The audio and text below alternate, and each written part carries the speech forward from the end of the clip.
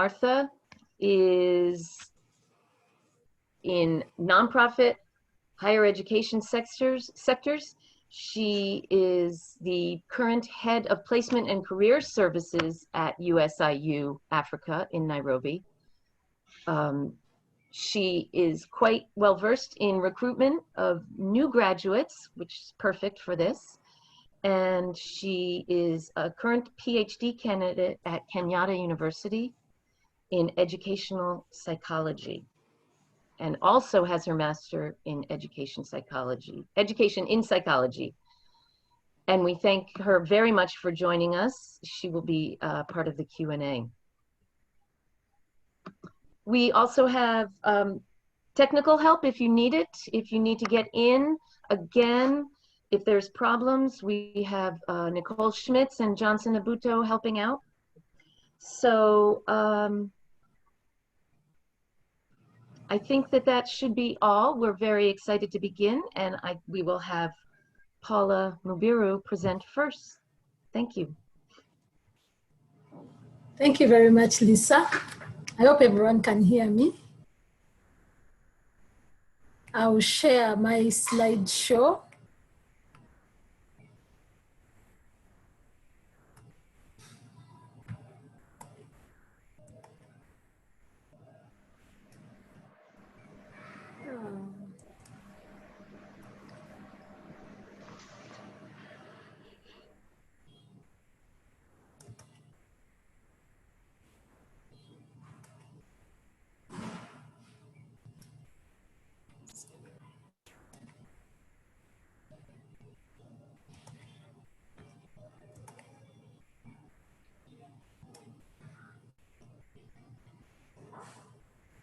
Nicole, is it possible for you to share the slides I sent you?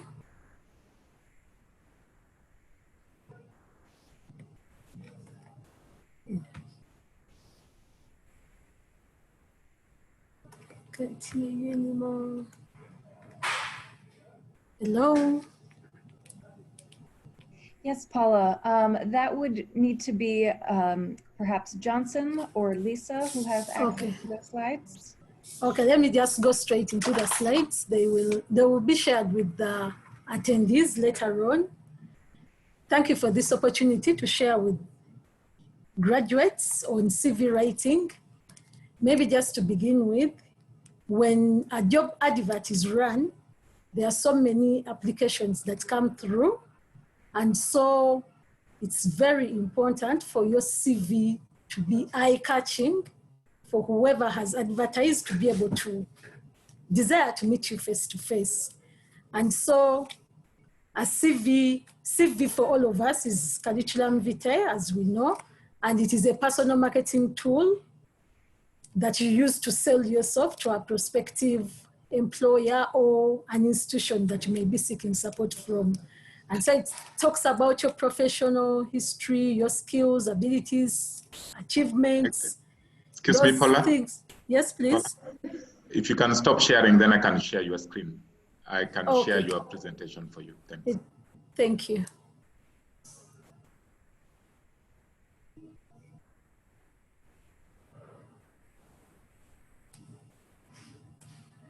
Okay, so I will share. Okay.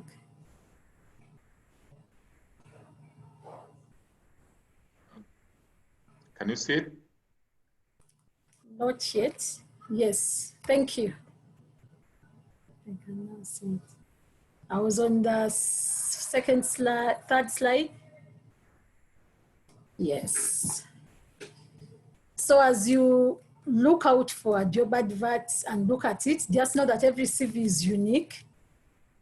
It may not carry the same information, and so critically analyzing it and looking out for what that prospective employer is looking for is a very important thing to help you in structuring your CV in order to stand out and be looked out by that employee. There are different structures of CVs, but we will share the basic ones that must appear in your CV. We have the personal details. This entails your name. We advise that you always indicate what your first name is, and usually that is the name that you were given. Some people call them Christian names, others call them Muslim names. So those are your first names. Then a middle name, usually it may be a family name. Then your surname is, in our context, the Africans, we call them our cultural names. Those are the surnames, or a family name that has been given to you. In your CV, you should indicate your sex, your nationality, date of birth, marital status, and the region are usually optional depending on the job. Like I said, depending on the job, you add just your CV accordingly. For example, if they have asked for, if they would love to have your marital status, if they want to know your religion, you include them, that they are optional. Then the contact address, how can they get in touch with you? So you include your physical address. You can also include your phone number and your email address for the person to be able to get in touch with you. Secondly, you can add what we call a personal professional profile. And in this one, it is what you can summarize as your career objective, something small to speak about you and make other people know about you. When you're writing your personal statement, you make sure that you include who you are, what you aspire for as a career goal, and what you're willing to offer to the company or the organization if they give you an opportunity. Then we have number 3, the education background. Your education background is usually listed with top on, with the latest on top. So if your last, say the degree was the last education attainment, you list it as first. So you list the most recent on top, and you include all the institutions and the dates when you were at those respective institutions and the qualifications that you attained while in those education institutions. Then we have the working experience. This is where you bring out everything you have done that can give a prospective employer a glimpse into what experience that you have. For example, internships. I know medical students usually have internships, and you realize you gain a lot of experience through internships. So it's good to list the different internships that you've had. If you've had job employment, you also list the jobs.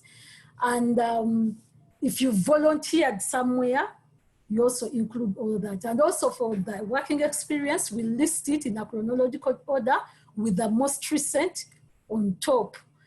Then when you're listing it, you state what you were actually doing. For example, your job title, who the employer was, the dates when you worked in that place, and the roles that you carried out while at that employment. You also list a few roles, and usually you pick out those roles that are relevant to the job that you're applying for. I gave an example that, for example, you can say from 2019 to date, I've been working with those mountain initiative. You indicate your position, your different roles, and also you make sure that when you have plenty of working experience, you list your working experience before your education background. Then we have the additional sections. These include, these are included to strengthen your CV. For example, the skills that you have and the trainings that you have attended before. So it can be conferences, workshops, short trainings, and these are also listed in a chronological order. Then your special skills and achievements. These ones, you pick out those that are relevant to the job. Don't list every skill that you have, but pick out those that stand out, such that when the person peruses through your CV, they match them with their job advert and they are able to call you for a face-to-face.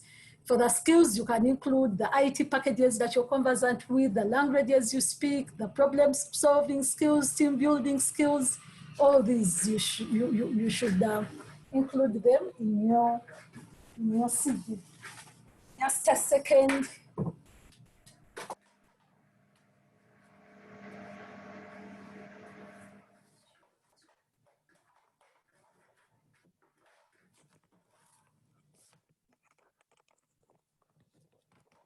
The other one is awards that you have attained during, these awards include like you've been an excellent performer at your former workplace. Such awards, you include them there. It can be awards like you won a scholarship, you won something important that is worth bringing out, making the employer look out for you because of the awards you have attained. Then special interests, so hobbies, and for this we are saying look out for those that are relevant to the job that you're applying for. This will help you catch the attention of the team that is seeking your services. The next one is the referees.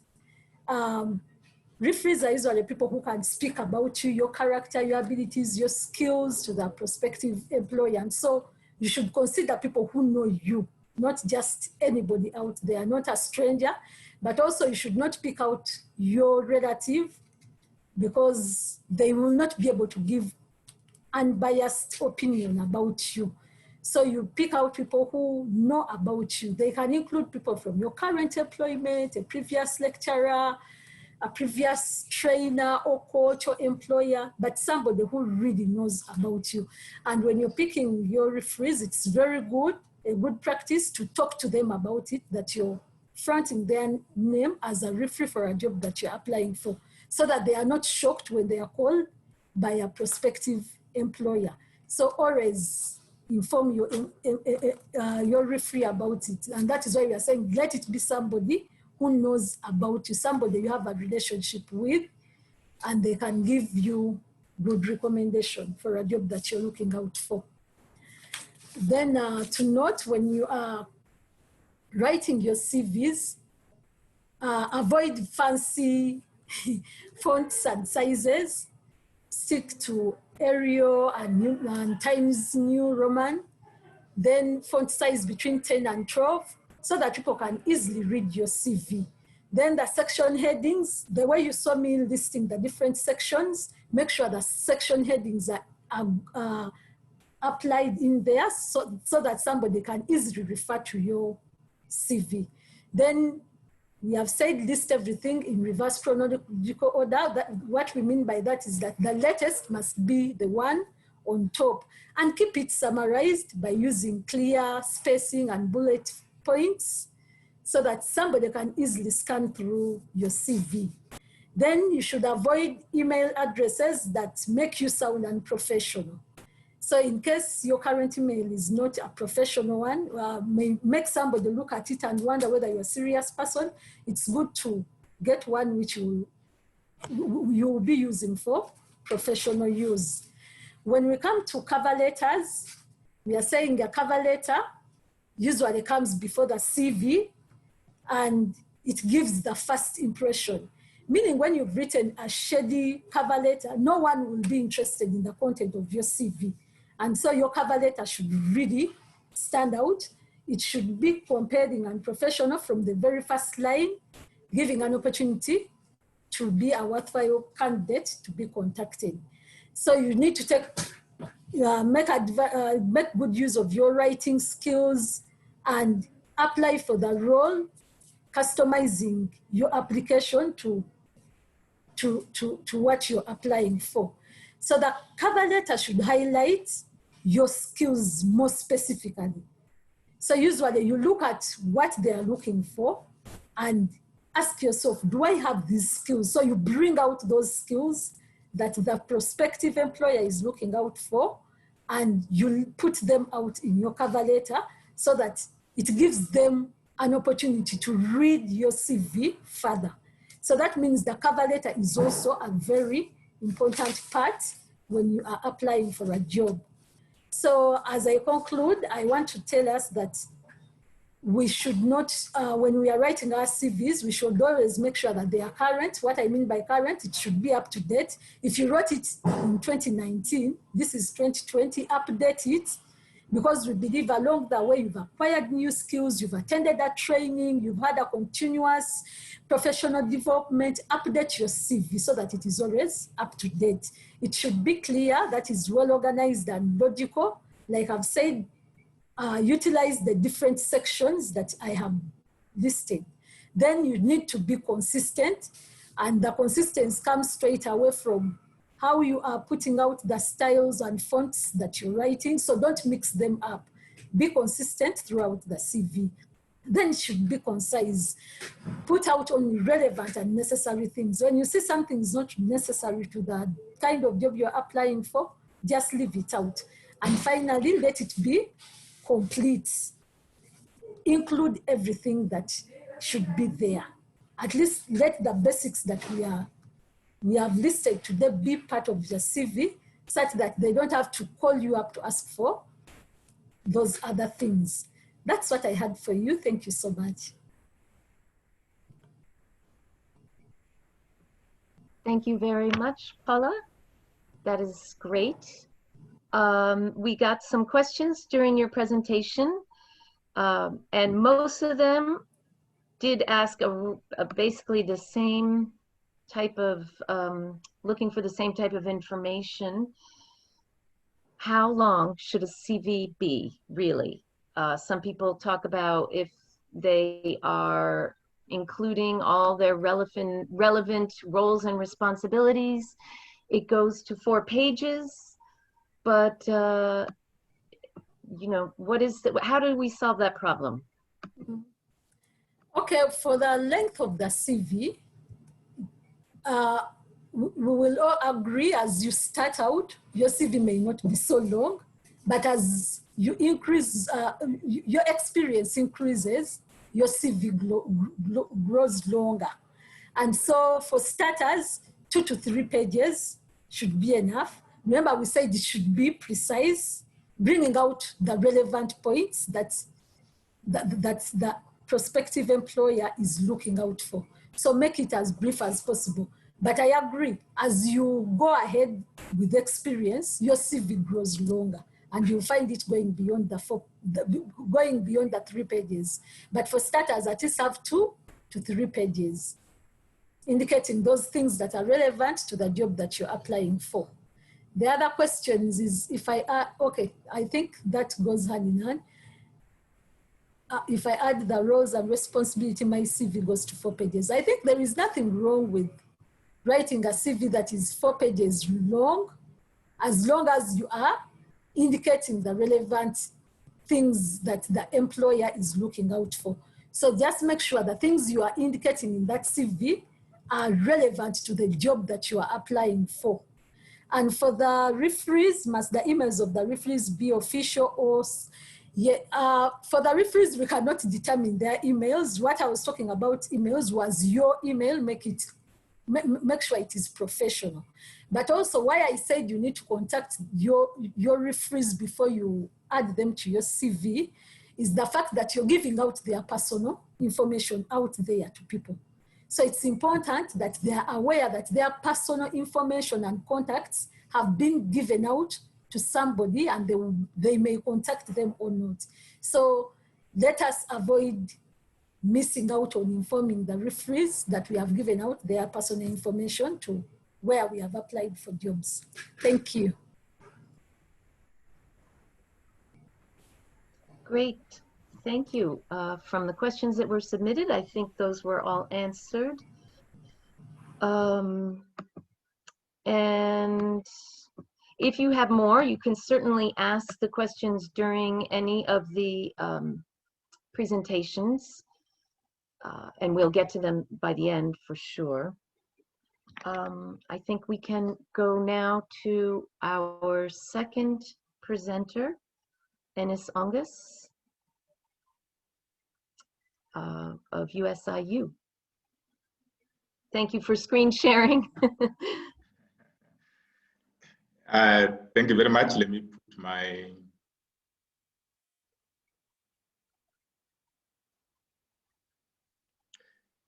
Yeah, I want to take this opportunity first to appreciate the Wells Mountain Initiative for the opportunity to speak to young people. I'm audible enough. Can you guys hear me? Yes. Yeah, thank you very much. I want to start to build up from Paula's presentation. I am going to go as specific as I can, you know, in terms of just demonstrating how a CV looks like and what gets into the different areas that Paula had highlighted, for our reference and put that into consideration. I also just like to mention that, Martha, our head of placement, is a professional in these areas. Therefore, now she will be taking all your questions as regards to this presentation that I will be making. So just keep your questions coming, and she will be as specific as possible because we are taking this webinar as an opportunity, to get that hands-on skills basically required. But allow me to mention off a little bit. I'm picking this presentation from an employer perspective. I am not a HR professional, so I am basically employing. So what is it that I am considering when I would want to shortlist? For example, when I advertised for the position, when I was recruiting MasterCard scholars at USIU, and I advertised for 24 slots, and I received 6,077 applications. What is it that I will be considering to reduce that those number of applications from 6,000 to probably 300, and narrow it down from 300 to 100, who I then call for an interview?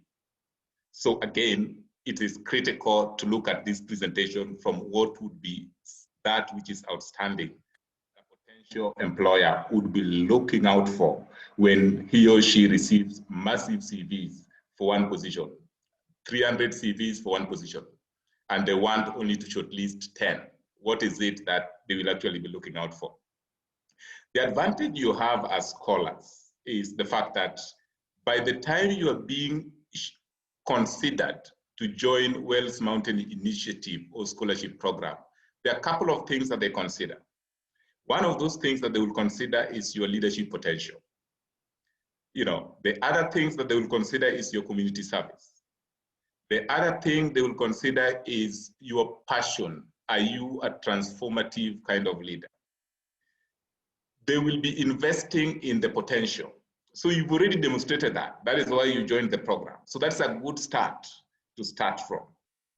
And then now once you join, you are building on what they were considering, why they picked you as a scholar and left the rest of the other guys who are as competitive as you are. So it's important to get that as a good starting point, that those things that many organizations are looking at before they award you the scholarship are the soft skills that you are building into your work, basically going forward. When people come to recruit, whether you are an intern or you are getting into the entry level, they are not recruiting transactional people. They are looking at, when we leave the organization, are you going to be a CEO? So while you join that entry level, or while you're positioning yourself, you need to be looking at yourself that employers are shopping for leaders, people who can be directors of organizations, people who can be CEOs when they leave. And therefore, it's just a matter of transition and it's a matter of time. So look at how you put your CV to reflect the leader you are or the leader that you are going to be once you join the organization. So this is how a CV would look like, and pretty much captures what Paula had presented in terms of the objectives. What gets in there? You need to be as clear as possible about the job, about the industry you prefer, and about the value that you're bringing to the organization. In about 3 or 4 sentences. There are no stories, because remember, you want to fit everything else within 2 to 3 pages that is standard, and not to have a bulk of the big CV. The other area is the education. Look at how that is stated, because when you are still a student, a continuing student or a recent graduate, there is no much to build on. People who have done their PhDs, they're called doctors, they will write that section as if there is 2 pages because of the kind of profile they build. But you who is coming on board as somebody who has just done one study, how do you build that? Mention the key highlights. What major are you studying? If you're proud about your GPA, if you're proud about your grade, state it there, because that brings your intellectual prowess. But if you're not proud about your GPA, be silent about it. Because again, there is a tactful or a diplomatic way in which you can come out of that. State the field. In fact, if you're applying for an accounting job, you need to state those major courses in accounting. I have done financial management. I have done logistics in this. I have done transaction management. I've done tax.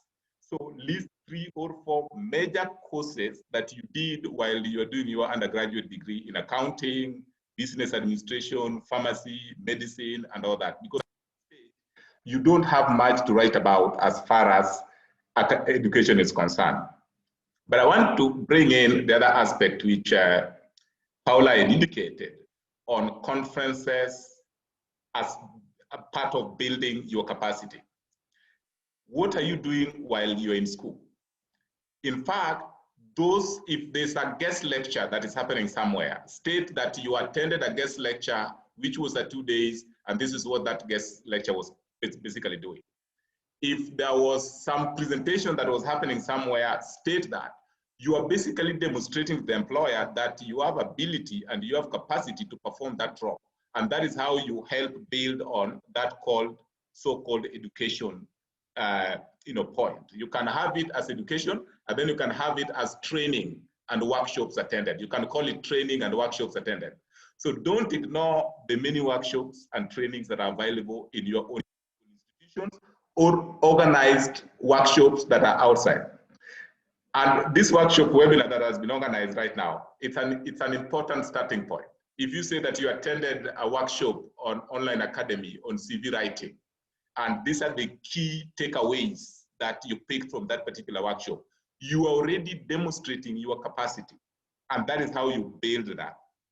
In terms of skills, use industry terminology.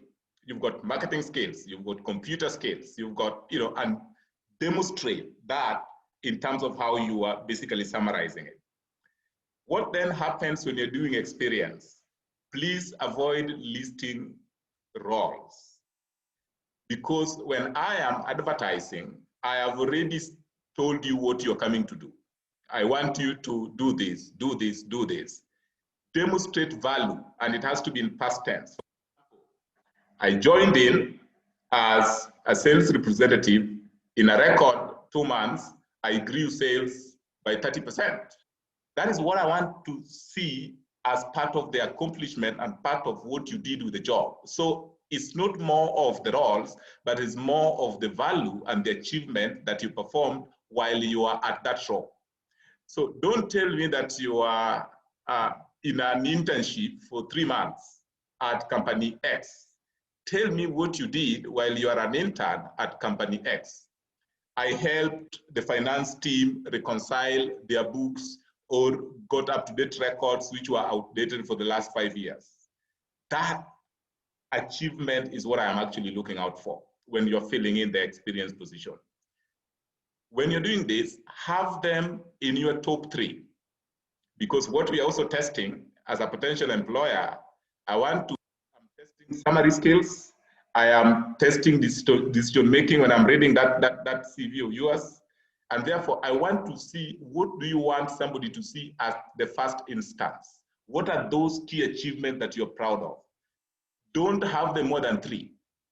Just list them in the order, but mention the top 3 and leave it at that point. We will spot that. Remember, the CV and the cover letter are the first interaction point between you and the potential employer. I will probe more if I need to probe more when I invite you for the interview. And therefore now, don't care about listing 10 things. I would rather you list 3 quality things as opposed to listing 5, 6, 7 things, which are basically not going to add value, to your presentation. So please check on that. In terms of leadership experience, you are in student government, you are in environmental club, you are in diplomatic club.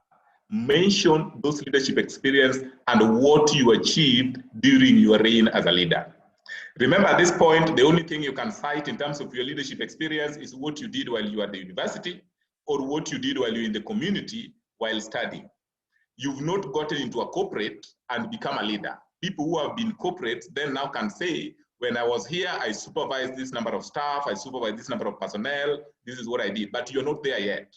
But you still have to demonstrate your leadership, because at the end of the day, you have nothing to write about when you're just joining.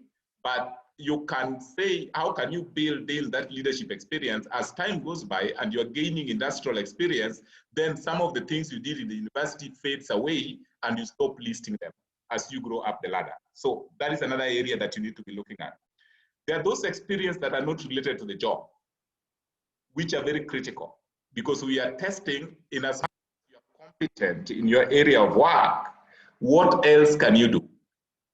For example, at my university, you know, and Martha can attest to this, I am the university corporate MC. I MC very high level event for the vice chancellor and everybody else. But in terms of my training, I'm an IT.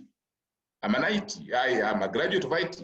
But now you're wondering, a graduate of IT, I am raising money in terms of mobilizing resources, and then all of a sudden, I also come on board to corporate major events. And these are high-level events as a corporate MC. So somebody asked, so there are those unrelated experience that you can cite that shows additional value that you're bringing on board. And we will be very keen to be looking at that. Please list some of the activities and honors that you've achieved. One of those is the fact that you are a WMI scholar. That is a big honor. You need to list it down there. Conferences that you've attended, list it down there. If you are in a dean's list or you've done some community service, please go ahead and list them there. It's important. Then there's several. I spend a lot of time on that, but just to give you a nutshell, one of the CVs, you can list your things, your items in a chronological kind of format. And that is how a chronological format looks like. And we will share this with you guys, but the content of what I have basically talked about remains the same. So allow me to basically skip that. This will be for your information and and reading. There is also targeted sections of a resume. I mentioned targeted means that if you are going to be employed in an IT field, you can have a CV that is purely IT. Everything you've done is IT, but if you're going to be employed in a marketing or editorial, like now the one sample is for people who are journalism who wants to work in an editorial kind of setup. If you check, you have left everything else you've done, and the only thing you're bringing on board, things to do with research, editorial, editing, and that runs across from the objective, from the reporting in terms of editorial skills, from education, from the writing experience, and even from the roles that you have done, is purely targeted, because that is the industry that you want to be. So you said, I have done a million things, but out of these a million things, only 10% or 1% of a million things fit this specific role that I'm actually looking out for. So I wanted you to check on that. And then there's a functional one that, again, purely focusing on a particular line of function, whether it's advancement, whether it's human resource, and all that. But there's also the combined ones in terms of bringing in the accomplishments, some of the summaries, the employment, the education, so these are specifically samples, but they speak into the key elements that Paula had basically got into in terms of the details. But allow me to give you a high-level highlights on a CV. Again, reference has been made on the CV, and this is now a structure on how that cover letter should look like. Endeavor to know the person you are basically communicating to the other side. I know there is the element of dear sir, dear madam, but if you could address me, dear Mr. Ongus, what that means is you've done your research. And I will feel it's more personalized, and I feel very nice about it. You can choose to have a reference or not, in terms of the title that you are, the position you're basically out for. But if you put it visible, because there are those which comes with specific instructions, say maybe an accounting RR top. If they are very specific on what they want you to do, please comply. And then in the first paragraph, do an introduction. It will be nice if you've done your research and indicate something like, I am interested to work for you as USIU because I looked at, recently you are listed as one of probably the best paying employers in the region. I will say, oh, this is somebody who has actually done research about me as an institution, and that will get my attention. In the second paragraph is an opportunity for you to sell yourself. There are things you've indicated in the CV, but CV doesn't give you an opportunity to express. Now, this is the opportunity that you have to express. Stay. If the job is looking for 10 years experience, 3 years experience, just say, as noted in my CV, I have 5 years experience in this particular area, and this is actually what I'll be bringing on board based on my experience, my qualifications, and my achievements. You can highlight that and just ensure keep those achievements to at least 2 or 3, depending on the priority. Don't miss an opportunity to ask for an interview. Don't miss that opportunity politely, just to say you are keen, you are interested. Can we have a conversation for you to assess further my suitability for the position? And don't forget to sign. I receive applications where people have just put their names there and there are no signatures. It's unfortunate, you know, and you can lose an opportunity that you're qualified for simply because you've not really checked on that. So I would like to stop there. That is in terms of the sections, but there's the practical, we've attached the practical sample cover letter on how it looks like, and I will request the coordinators to share this with the scholars for you just to now understand, you know, how to basically position yourself while you're doing that.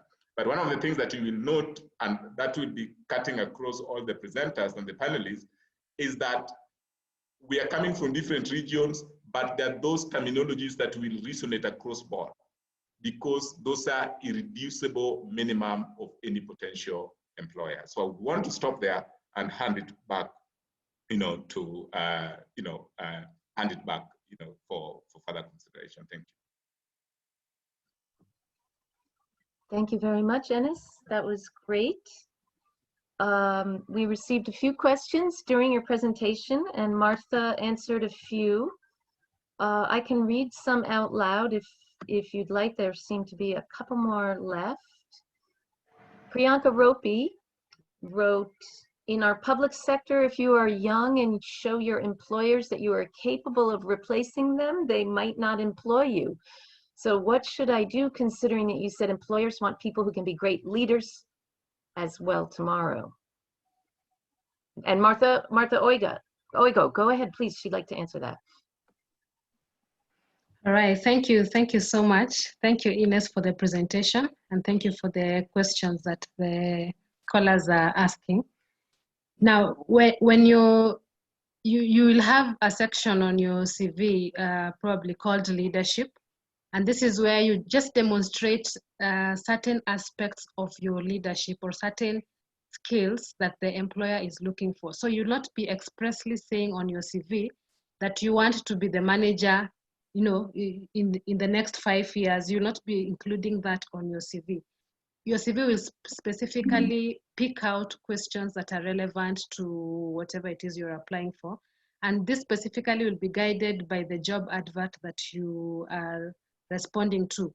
So the job advert will have indicated things like we need people with good oral communication skills, or we need someone with good report writing skills, or we need someone with good leadership and teamwork skills. So you will speak to those rather than saying what you want to be in the future. Do I go ahead and answer the other two? Yes. All right. Okay, I'll read the other one.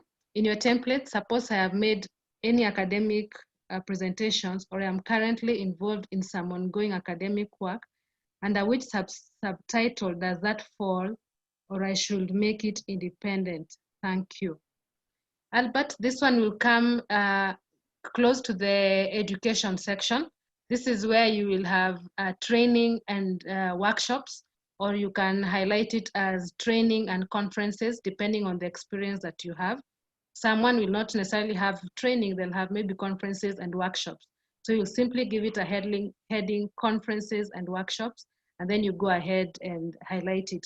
And you will notice that if you have an academic CV, in that you want to be an academician, your CV is going to be slightly different because you'll highlight things like conferences a little bit more, and you'll probably also highlight publications a little bit more, and each of those ones will have a different heading. I hope that is okay. And then the final question, no, not the final one, but there's one more. As for the jobs that are advertised online, how can we address such in cover letters? On your first paragraph, when you are indicating where you saw the job advert that you're applying to, you will usually have an opportunity to indicate, I'm responding to your job advert. Probably put in Kenya, we have a site called Brighter Monday, for example. Internationally, we have Glassdoor. So you'll just indicate where you had seen this and probably the date in which it was advertised. But then there are also employers who will want you to simply fill in certain forms. They will not necessarily ask you to attach a cover letter. In this case, then you will just address the questions that they've asked in each of the specific online questions that they will have. I hope that answers that. Then there's one more. I understand nowadays most cover letters are proofread by system. What can a candidate do to get recognized? I'll respond that and tie it in with the CV writing. Ines and I think Paula must have indicated that we need to use industry-specific words. Now, if you're familiar with words such as optimization, where you use key search words in order for you to be able to find exactly what you're looking for, then this is similar. This is a similar kind of thing. Employers are increasingly using software to be able to look through CVs. So it's no longer someone sitting down with 1,000 CVs, like in the case that Ines just talked about. They will not necessarily look at the 3,000 or 10,000 CVs that come through their hands, by hand. But they will use an applicant tracking system, that is what they call it. And that is why you'll see a lot of employers saying all CVs need to be received as soft copies rather than hard copies. Then you will need to use the specific terms. How do you know which specific terms they are looking for? The advert, again, is going to help you. You need to read this advert and understand it very well. So that if, for example, they're using the word customer service a lot more, it doesn't make sense for you to change it and use something like executive service or client service. You want to use terms that are as close as possible as to what is relevant to that employer. But it is possible that that employer will specifically write in their search terms, customer service, client service, and all related terms. So you want to use terms that are being used in your specific industry and not in any other industry. I think that answers all the questions. Thank you. Martha, if you allow me just for 1 minute, I just want to add into something on Priyanka's comment on the public sector. And, the people already there are fearing that you might go there and replace them. Progressive institutions, look at the element of transition, in their organizations. I know the problem is they're too ambitious sometimes, and they can rub it on your face just like that. I won, Wells Mountain Initiative Scholar, where they were only taking 2 out of this pool. So therefore, I am the best.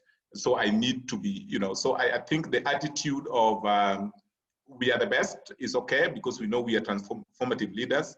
But if you get into that job, knows that everybody has a starting point. You are not going to grow from a graduate management trainee, all the way to the CEO in 2 years. There are those things, risks that leaders take that are kind of measured, and that comes with experience. So my encouragement or my challenge is the question of how do you work with these leaders in terms of shadowing them? While you're shadowing them, you are building your capacity to pick it, and you don't have to replace them in the same institution. You can actually do a zigzag way.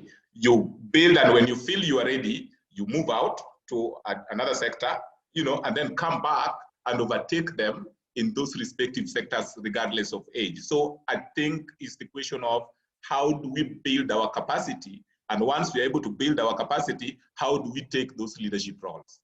Thank you. And back to you.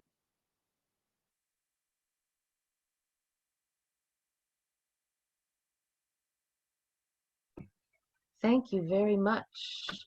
We do have, let's see, we have one more question. Would you advise we apply for a position which requires high education achievements in scenarios where we feel we can do the job as per the skills required? My take is that don't, in as much as I know some people will advise take risk, take your chances. Don't apply for a position that you feel, if they say that they need a higher education achievements, they will require that because they raise audit questions. Like, for example, if I'm hiring a position that requires a master's degree, there's no way, however good you are, that I can bend that policy to take an undergraduate degree, however good you are, because at the end of the day, these are policies that are set within institutions. So unless a certain level of experience replaces an academic credential and say, based on the fact that you have 10 years worth of experience can replace the element of the master's degree, then that is the only justification I can give to allow you an opportunity in the absence of a higher qualification. But if your experience doesn't support why you should pick or go for a job with a higher education, then I wouldn't attempt, however much I feel I can do the job.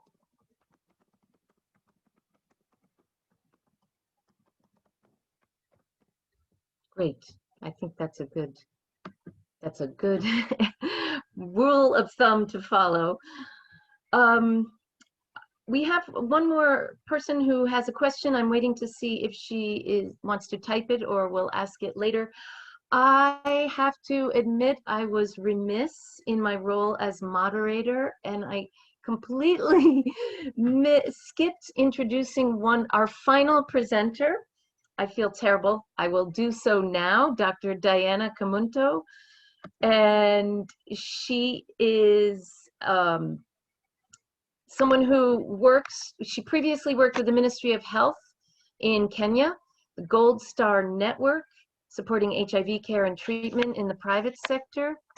She holds an MBBS from the University of Nairobi Medical School and a Master's of Public Health from the University of Edinburgh in UK. She works currently with HIV/AIDS infected patients, prevention, care, and treatment, and is very passionate about mentoring young people. So we're very happy she's here. She'll be a good addition. I think that we will allow Dr. Diana Kamunto to give her presentation, and we'll take more questions during and after. Thank you, and again, I apologize. It's fine, Lisa. I'm just excited to be here. I'll share my screen shortly.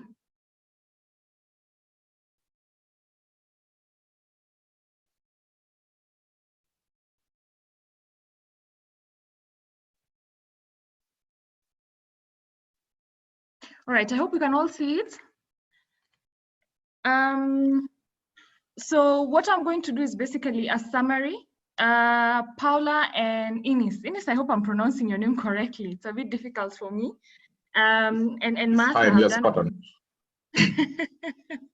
have done a good job so far. So I'll just do probably a short summary to allow us to have more time with the participants to take their questions. All right, so we said a CV is a personal marketing document. Of note is that it might be the first and the only direct communication you have with your prospective employer. This is someone you have not met before, but your CV gives you a chance to sell yourself.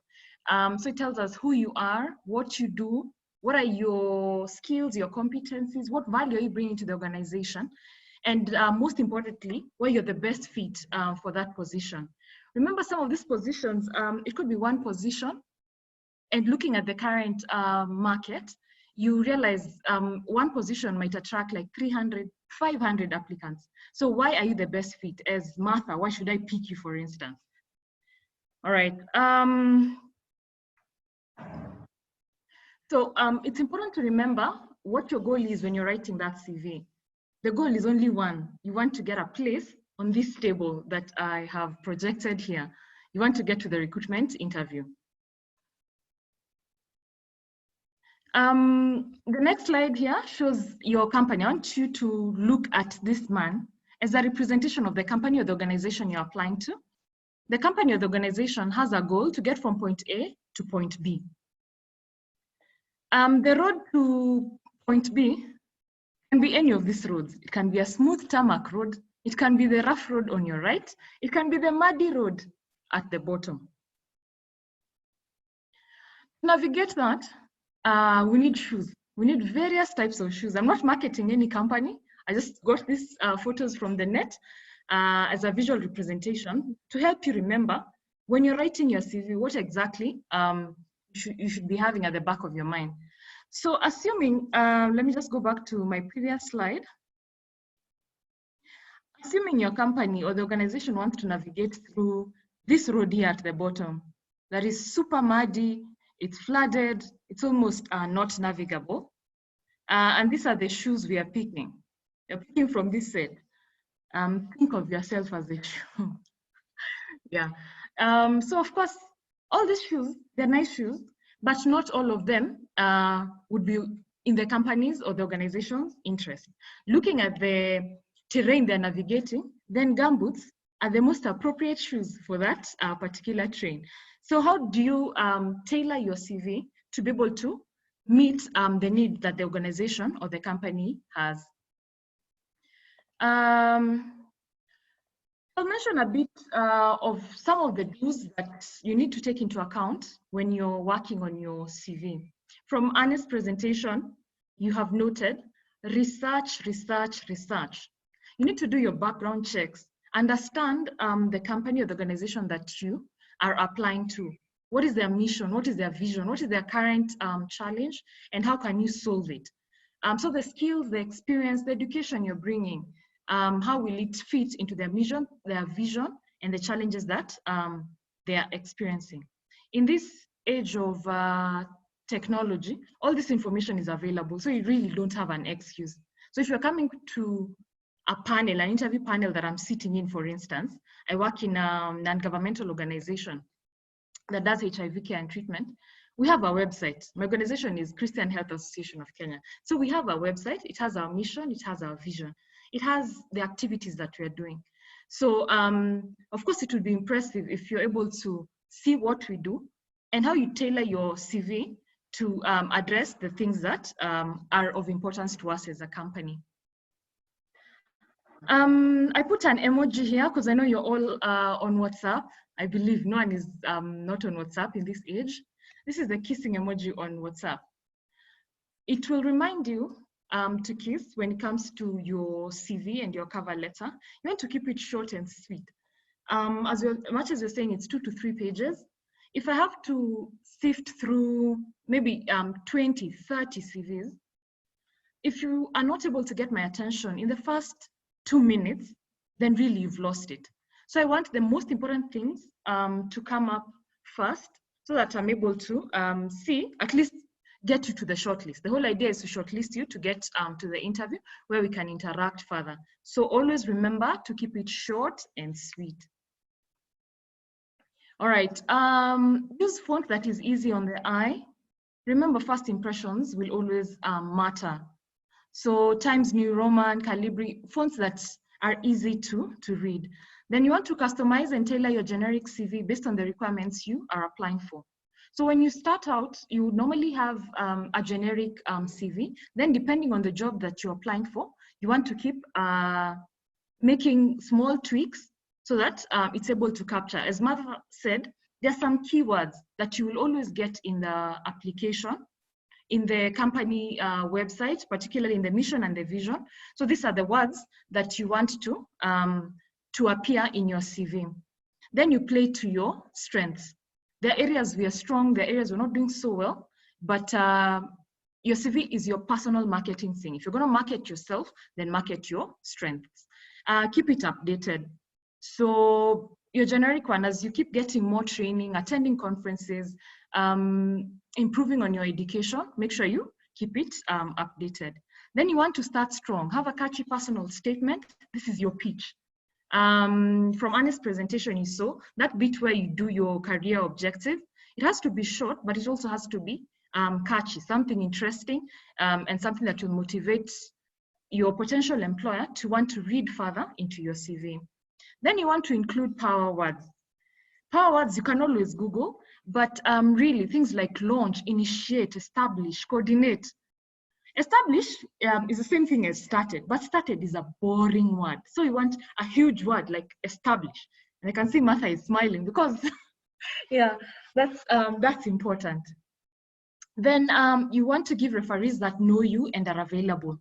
So if you put my name as one of your referees, first, my contact details must be what I currently use, so that anytime I'm contacted by a prospective employer, I'll be reachable and available. Then it has to be someone who knows you. So don't put someone's name just because of the position maybe they're holding in your former organization, but this is someone who will not vouch for you. So you call me and ask me, Dana, do you know Martha? Then I'm like, no. Or I say negative things about Martha. Then you need to proofread. Again, technology allows you, there are programs, there's a spell checker on your computer. So really, there's no reason to send CV or a cover letter that has spelling or grammatical errors. Then always ask someone else to counter check your CV, just to read through it, not necessarily the person you're sending it to, just colleagues or your mentors to go through your CV before you send it out to make sure it makes sense and it's been tailored to the application you want to make. The next slide, I put my first statement in red because I don't want you to forget this one. Never, ever, ever lie in your CV. Don't put anything there that can't be verified. Again, technology allows us to verify everything. So don't say you've done something that you know you haven't done. And don't say you can do something when you're very sure you can't do it. So do not lie in your CV. Then using non-professional email addresses, hot girl at whatever, bad boy, it doesn't augur well. This is, a CV is your marketing tool. So you don't want to market yourself as a hot girl. You might be a hot girl, you might be a bad boy, but that's not what employers are looking for. So have professional emails. The easiest way to come up with a professional email, what I've seen most people doing, you do like if my name is Diana Kemunto, so you can do D Kemunto. Try something that's close to your name, if you can get that address available. Then including a photo with your CV, that one is a don't, unless you're applying for a job that specifically requires a photo. So a modeling contract, an air hostess type of job, those ones will probably need a photo, but for general CVs, no. Then including irrelevant personal information, things around your gender, your nationality, your ethnicity, your marital status, things that would probably create a bias from the employer's end, unless they specifically ask for it, but this is really not information that you need to put. Then avoid using non-standard abbreviations and technical words. There's a challenge, especially when you come out straight from university or college or whatever. Since you've learned a lot and these things are like fresh in your mind, you might be tempted to use them in your documents. But remember, the person looking at your CV might not necessarily be a professional in your field. So HR has done HR. They're not necessarily doctors, even if you're applying for a medical position. They're not engineers if you're applying for an engineering position. So try not to use non-standard abbreviations and technical words. Then there are cliche descriptive terms. Cliche in the sense that everyone uses them in their CV. They've been used over and over again. They become boring. Self-motivated, I'm a team player. standard things that everyone uses. If possible, try and avoid the descriptive terms. Be creative in how you describe yourself. Then adding negative information. This one, Ernest brought it out very well. When you're looking at your GPA, and he said, if it's not very good, you don't want to bring it out. Your CV is short, so you want to sell the best points, your best points. Let people come and find out your GPA was less than 3 much later, but that's not something you want to sell at first point. Then lastly, mentioning money. Money is a motivator, but it's not everything. So unless the application clearly states that you should state your current remuneration or something, don't mention money. It's not something you want to put at CV level. It will come up in the discussions. Once you get to the interview stage, there's always a chance where you get to negotiate how much you want to be paid. But in your CV, really, do not mention money. Thank you. Thank you very much, Dr. Diana. That was wonderful. We are, I love the do's and don'ts and the shoes. Very visual. Thank you. So that is the end of our presentation portion. We have received some questions, but now we are opening it up to see if there are any questions now. You can type it in the Q&A, or, well, I will see if Elizabeth, who had her hand up. Elizabeth, do you want to speak, Elizabeth?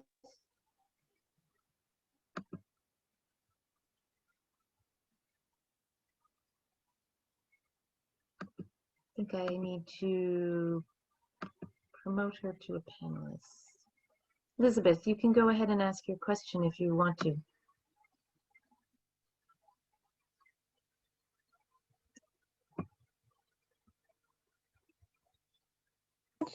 I think my question was answered when I asked about how long the CV should be and whether to include the duties and responsibilities. So Paula did answer it. Thank you. Excellent. Thank you.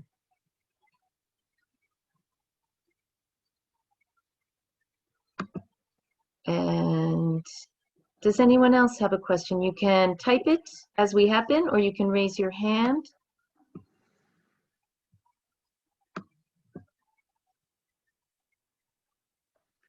There was a question on scholarship where I wanted to respond to Isaiah. If, you know, I think Isaiah was making reference to the value of scholarship.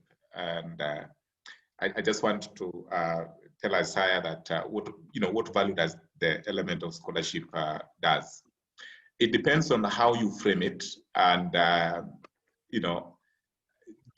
represents probably the highest achievement that you've actually gotten.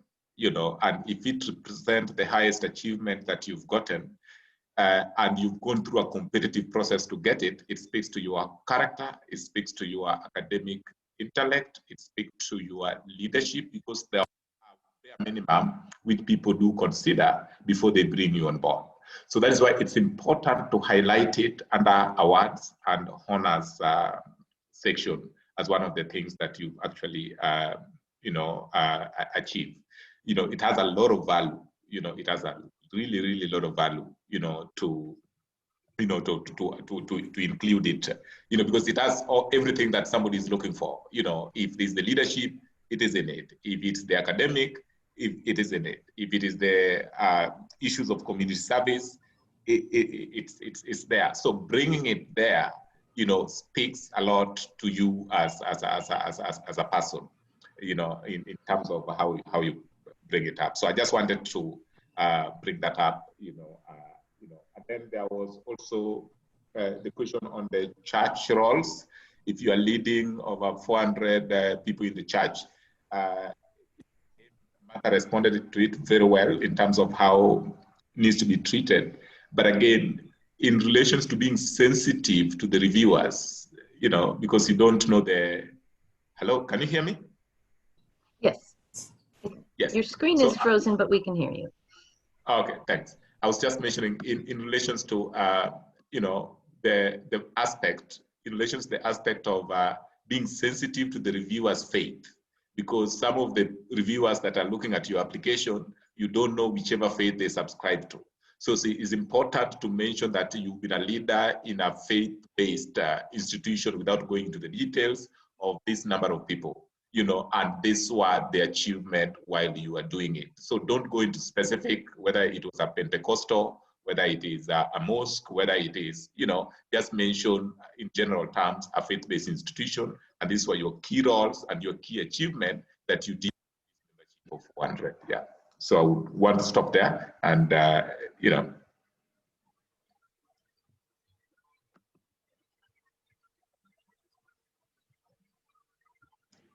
So there's another question on GPA. For those who have graduated and need not state GPA, it is advisable to state a degree grade, such as second class honors, you know, upper division 2.1. I don't know whether that was responded to, but you know, only if it is nice, then state it. If it is not nice, you know, be silent about it, you know.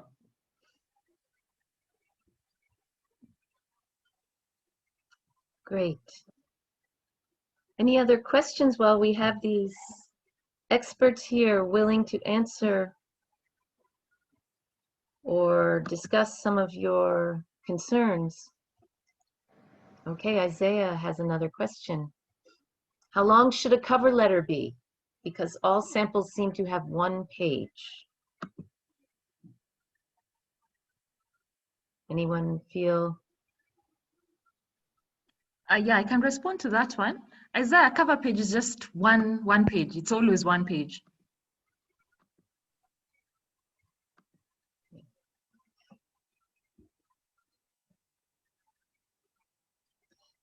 And Diana, is that partially because you are not trying to recreate your CV in the cover letter? You don't want to list all the accomplishments. Yeah, it's a summary. It's a summary of what is in your CV. Again, your CV is a summary of what you have done. So long as you're able to get yourself an interview, you can always fill in the blanks. Mm-hmm. Yeah, so a cover letter should just be a summary.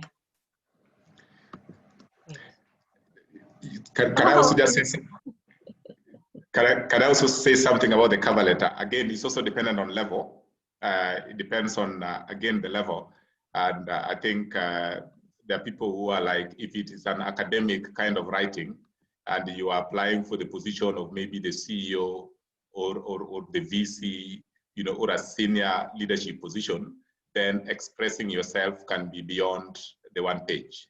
You know, because at that point, what they're basically looking for is the content other than the element of, you know, of the summary. So you will get those cover letters that are run into 5 pages, but don't attempt that when you are looking at the entry level. You know, for you to do that, you need to be convinced that, you know, you have what it takes, that if the organization refuses to review your cover letter, it is their loss. It is not your loss.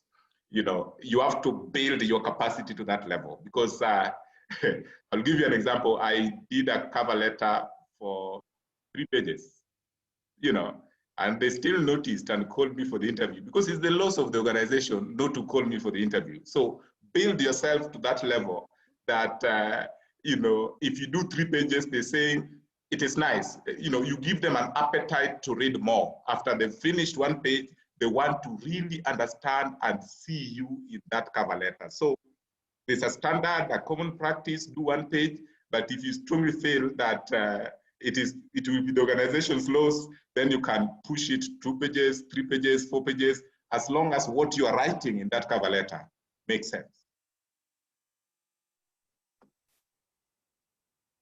Will I also add just one thing? Yeah, just to emphasize what I think it is Diana, Dr. Diana, who must have mentioned this. It also helps to have someone else just have a look at what you have written on your cover letter and on your CV. Because sometimes, especially the cover letter, you are convinced that you have written a flowing letter and you are certain that you have just written the right thing. But then the reader, how it comes out to the reader is very, very different. So someone just having a look at it, just to see that it flows, it communicates what you intended to communicate, would be very, very helpful. Yeah, thank you.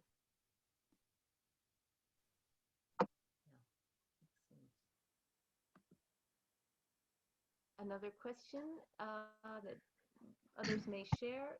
There is a general tendency of saying, I'm 20 years old, 21 years old and single. Is this necessary? There's an interesting comment that has come from Isaiah. I am 21, I am single. You know, that it depends on which industry you are applying for. If you can avoid, please avoid. You know, I am not speaking as a HR professional. I'm speaking as a very practical person who does recruitment and looking at who to on board. If you're 21 years old and you are bold in it, you know, I might judge you that in my department, I have people whose ages ranges between here and here, and therefore now you are unlikely to fit. And based on that alone, I dismiss you, don't even give you a chance.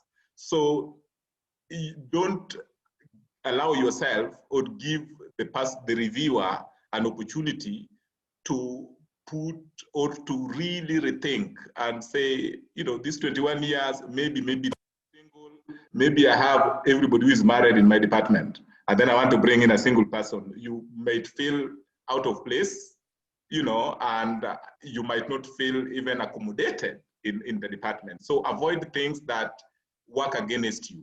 And that is one of the things that I would actually avoid, you know, stating the age and the marital status. But then if we're just to add to what Ines has said, read your job applications carefully. I've had to sit in recruitment panels where we're looking for a peer educator, for instance, in our projects. And it's an adolescent and young person, a peer educator. So we put the cutoff at 24 years of age. So in a case like that, then when I know you're 21 years, it makes sense. So I know you're within the pool of what I'm looking for. So just form a habit of reading the job application and the requirements in it. But generally, age, sex are not necessary in your CV.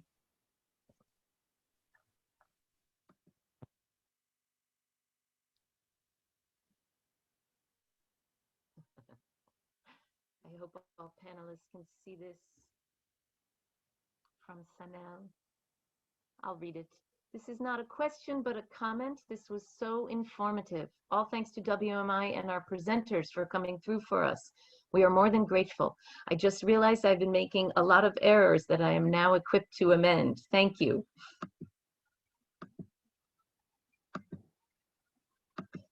I agree with Sanel talking about our presenters. This has been wonderful.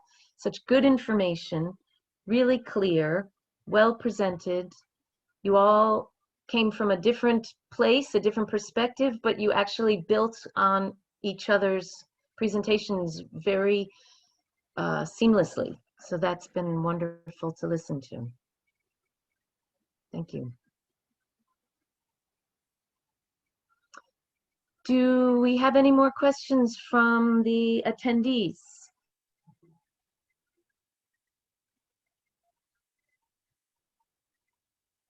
Oh.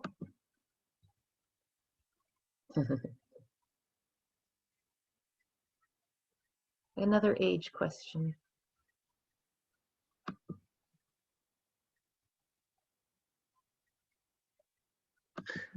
Yeah, that's, you know, I'll take on that. By my perspective, again, some of these things are, that is a little bit subjective. You know, if you are, you know, a year older than what is being considered, it's the question of what works for you, you know, and what works for the institution.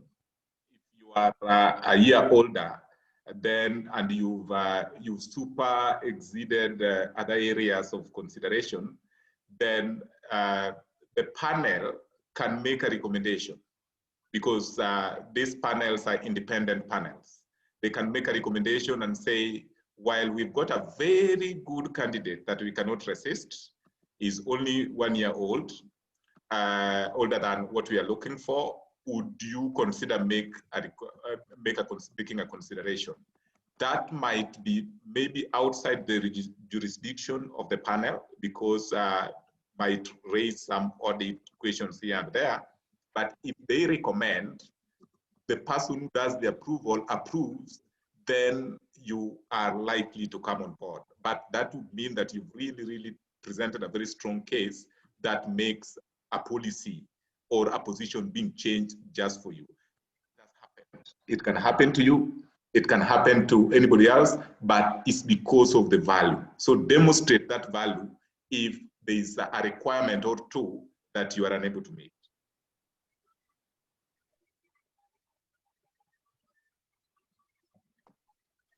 Just to add something, just emphasizing on that aspect of demonstrating value.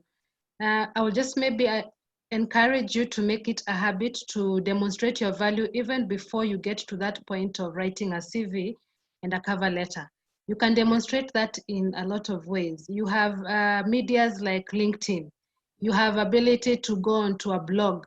You can go onto a website and and put out your work in a way, in a safe way, of course, in a secure way, that other people can, look at your work well before you even make applications anywhere. Sometimes that will help you get into a role, not because you applied for it, but because someone saw you on LinkedIn, or someone saw your website, someone saw a video you had put out there in a professional setting, and they got interested in what you are doing. So make it a habit. Things are changing right now. We are not just waiting for people to write CVs, for roles that are open. Go ahead, be proactive, make use of these resources that you have at your fingertips. They are not expensive, they're accessible to you. Yeah.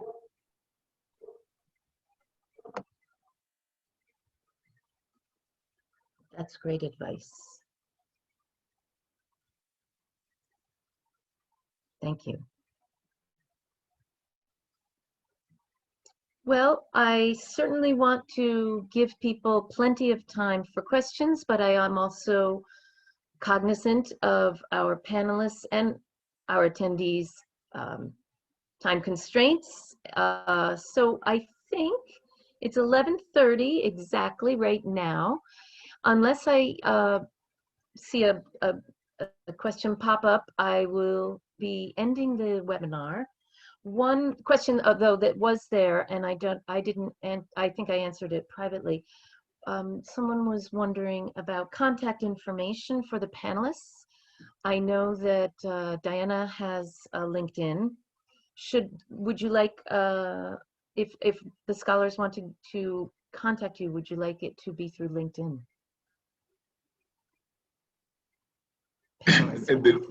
Yeah, this is again, this is one of the advantages scholars have when they attend events like this. And one of the considerations that we make, we are looking at the participants and see if there is a volume that we can take.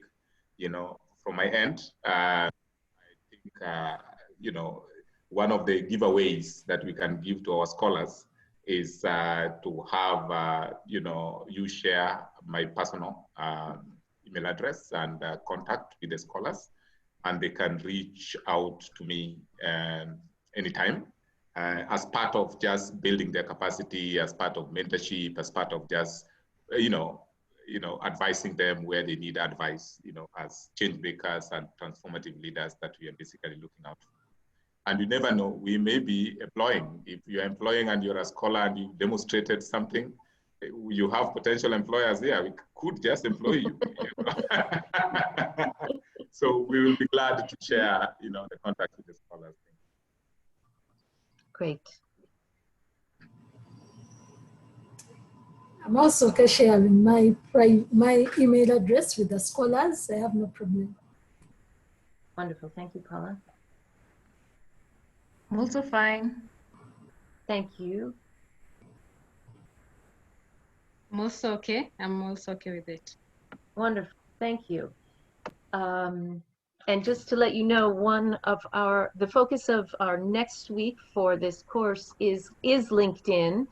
Some of the scholars already have profiles, some do not, and we're going to work with them to create a profile. So you may find somebody reaching out to you on LinkedIn from the WMI family once that week is finished. So don't be surprised about that. But thank you so much for your generosity with your time and contact information. I'll send that to the scholars. And we have provided them the materials that you presented today for them to look at, review, read, watch. And the ones who had hoped to get on and weren't able to, so this will be, we're going to provide them with a recording of this webinar also. So again, from all of us at WMI, thank you very, very much. You were wonderful. And I echo Sanel's opinion that you taught us all really important points, and we appreciate it very much. Thank you. Thank I you. wish you all a good night. Thank you. Okay, thank you. Bye-bye. Okay, bye. Thank you. Okay, Thank you, bye. panelists and attendees.